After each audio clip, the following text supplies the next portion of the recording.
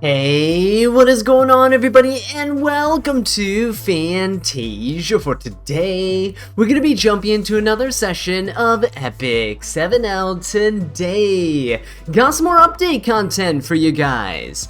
That's right, this time around we have a new hero being previewed here, Fene. And if you want to check her skills out, I'll be making a video on that tomorrow, so do subscribe for more.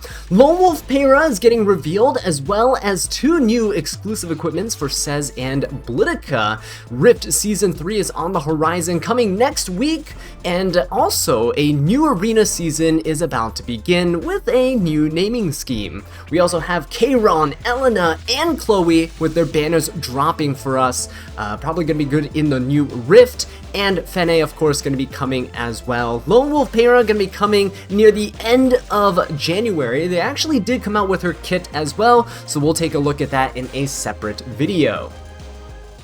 Alright guys, so let's go ahead and jump into the nitty-gritty details of this week's update content, starting off with the new arena season that's going to be renamed to 2025-1. They're starting to change how they're naming arena and World Arena, or RTA, and they're kind of trying to differentiate it from Guild Wars and how they name those seasons there. Not really sure why, but so be it. They apparently, that was more urgent of a change than trying to fix arena itself, which people have been complaining about for a while now. It's been a couple seasons, and we don't see any indication of them changing how arena's point system is going to work for the upcoming season. It seems like right now the difference between, you know, the top 20 player versus the top 1 player is still like, you know, 15 to 20k points. It's absolutely insane. It's gotten to the point where there's like 20 legend players, nobody's in the rank of Emperor, and you know, the rest of the people are champion and lower. So they really do need to go back and kind of rework the system. We'll see what they have planned, but yeah, as of right now, nothing seems to be on the horizon. I know they've implemented a few changes previously, but I don't think they were enough. They are, of course, though, going to release a new arena battle pass, which is nice. You just get all this stuff for playing arena, and the weapons and the gear that you can get here are actually kind of good. They are a penetration set. So right here on the screen you can see the penetration set for every single piece, right? The weapon here is fantastic: attack, crit chance, crit damage, and speed. You got a really nice helmet too, same substats.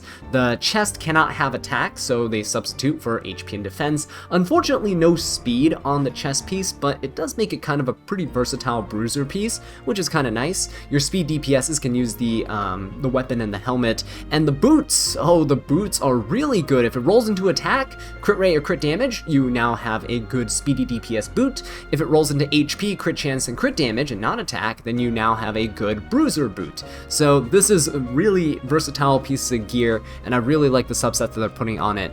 The ring is actually a little bit weird, because you'd assume, based on all the patterns of other pieces of gear, that this would also be an attack ring to help scale up your DPS units, but no, they decided to put it on an HP main stat, which is kind of hard to pull off. You have HP scalers, of course, that would like a penetration set, but a little bit less versatile than I'd say an attack percent ring, because then a lot of people can be using that attack percent ring even if it rolls terribly in PvE content. It's harder to find an HP scaler that you use in PvE content because most of them are attack scalers.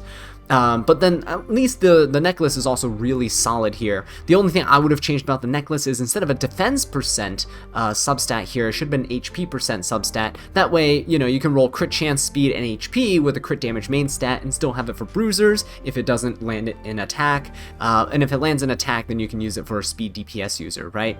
But the defense makes it a little bit more awkward. There aren't really many defense scaling units that want penetration, so kind of weird choices there for the substats, but hey, overall these pieces are really worth rolling, so make sure to burn up your arena flags and to you know, advance it with the battle pass. Next up, we have 2 new exclusive equipments added, one for Blooming Lidica and one for Sez. So let's take a look at Blooming Lidica and her EE first, starting off with an effectiveness main stat. This is kind of nice because Blooming Lidica does need a little bit of help with her effectiveness stat line. It would have been nice to see HP, honestly, here, just in case you didn't really need all that much effectiveness and you want to just go all in on bulk. She typically requires a lot of speed and a lot of HP and a little bit of effectiveness. This will take away the burden of effectiveness and allow you to just stack a bit more speed and a little bit more HP to help her be more effective at her job, which is trying to nuke a slow unit. So going into the skills though, she actually has a skill effect for each of her skills. Twirling Thorns is her S1, and now they've added a effect to remove 3 souls from the enemy when she uses it, which is actually not that bad. She does stun when using her S1. The issue with this is that it's kind of sort of like an A Tywin's S1, right, which removes souls from the opponent. The problem with this is, if you're using her in a slower team, this makes sense, but typically you're going to be using her in a fast-paced, aggressive playstyle and an aggressive team, and you normally don't have your opponent stay alive long enough for you to care about them getting souls. So I don't really see this being used all that much, unless, of course, she's going to get some balance adjustment or something coming up where it allows her to be played in slower teams. I don't know.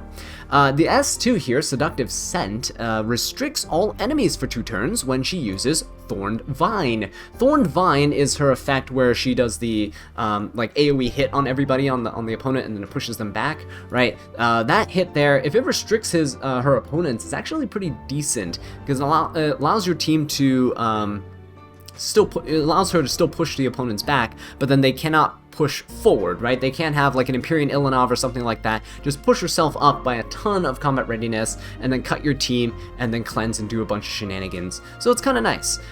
Fruit of Ecstasy though is also pretty good. It increases the damage dealt by 10%. I would say that this might not actually be the best EE to use. I'm kind of looking at the Seductive Scent here and what it brings to the table, because Blooming Lidica does more damage with her S3 based on how many debuffs the opponent has, right? So it is actually kind of nice. Her speed increases proportional to the number of debuffs that are on the enemies, up to a max of 70%. That's what the effect reads. So her Thorned Vine, being able to put the unbuffable on the opponent as well as a restrict on the opponent, is very, very important, because just her by herself with her her extra attack there with her S2, she can inflict up to 8 debuffs on the opponent, and that's massive. Like that is going to be enough to actually help out a ton with her damage overall. So I'm thinking it's pretty good, the Seductive Scent EE, and that's probably going to be the one that I'm going to go for. I'm going to try to build Blooming Lidica back up again, see if I can try to fit her into more aggressive drafts. But yeah, that's it for Blooming Lidica's EE. Let's take a look at Sez. So Sez is a unit that I've kind of been looking at, trying to build up, because he looks really fun. But he does get an attack EE, which is very fitting for him. All of his damage pretty much scales with attack, and this is going to be very nice, especially for his splash damage, increases it as well, right? His AoE splash damage. So his skills here, his Dark Shadow, will just get a damage increase by 20%, which, you know, isn't really that significant of a, it's a pretty significant damage buff, but Dark Shadow, keep in mind, is his S1 skill, so this is not going to be something that you're using all too often, because normally he's going to be pushing himself up with his passive, when someone's taken below a certain threshold of health, right, on the opponent's side, and then you're going to nuke that unit with the S3, kill them off, and then do a ton of splash damage to the opponent. So the next two EEs are actually interesting because they're both tied into his passive. So his passive is Die Hard, and it's the one that allows him to, you know, kind of have that T-Cern effect where he's not taking more than 51% of his max health as damage, and whenever an ally attacks and brings somebody down below 30% health, he activates Encroach. Encroach is that AoE hit where the claws come out and attack the opponents, right? So you can increase that damage by 20%, or you can increase his attack by 2 turns when he uses Encroach. So between these 3, it's pretty interesting because Die Hard here, this second effect where you increase the attack, if you're consistently getting your opponents below that 30% threshold of health and he activates that S2 attack, right? And then he's able to take the turn and then S3, he'll now have an attack buff for his S3. A lot of people do run him on the greater attack buff, right, artifact, so he is very often on Alexa's basket.